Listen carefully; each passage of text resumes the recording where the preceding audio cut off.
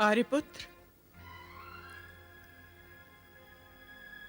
कुंती ने कहलवा भेजा है कि अश्वमेध यज्ञ की सारी तैयारियां पूरी हो चुकी हैं।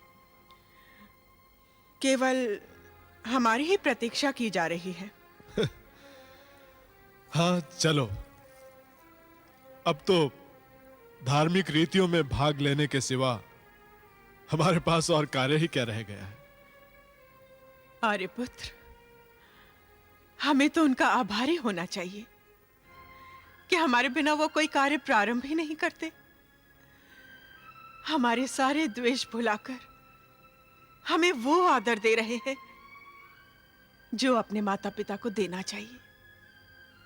परंतु कुछ पता चला कि अश्वमेध यज्ञ के लिए सबसे पहले उन्होंने कहां जाने का निश्चय किया है? सुना है सिंधु देश की ओर प्रस्थान कर रहे हैं। सिंधु देश? किंतु यह तो हमारी पुत्री दुश्शला का देश है। आर्यपुत्र, दुश्शला केवल हमारी पुत्री ही नहीं, पांडवों की बहन भी है।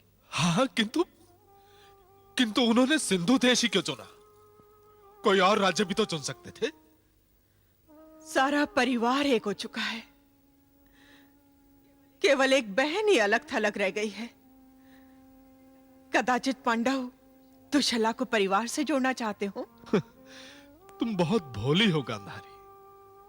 दुश्शला केवल उनकी बहन ही नहीं, जयद्रथ की विधवा भी है। जयद्रथ की, जिसने उनके पुत्र अभिमन्यु के वध में बढ़ चढ़कर हिस्सा लिया था। देखिए आर्यपुत्र, जब हमारे पांडव पुत्र कह रहे हैं कि उन्होंने बीती बातों को भुला दिया है, तो हमें क्या अधिकार है कि हम उनकी बातों पर अविश्वास करें?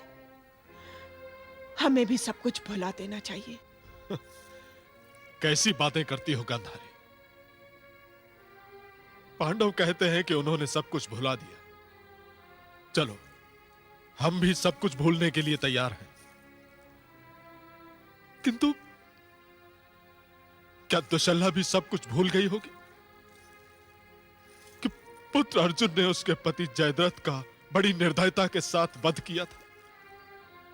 क्या उसके मन में दुख की ज्वाला नहीं भड़क रही होगी?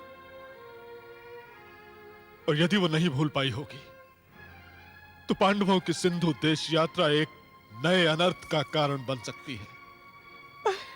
पर यह भी तो संभव है कि दुश्शला समझ चुकी हो कि जयद्रथ वध अभिमन्यु वध का परिणाम था। कदाचित उसने परिस्थितियों से समझौता कर लिया हो। आर्यपुत्र, मुझे विश्वास नहीं है गांधारी।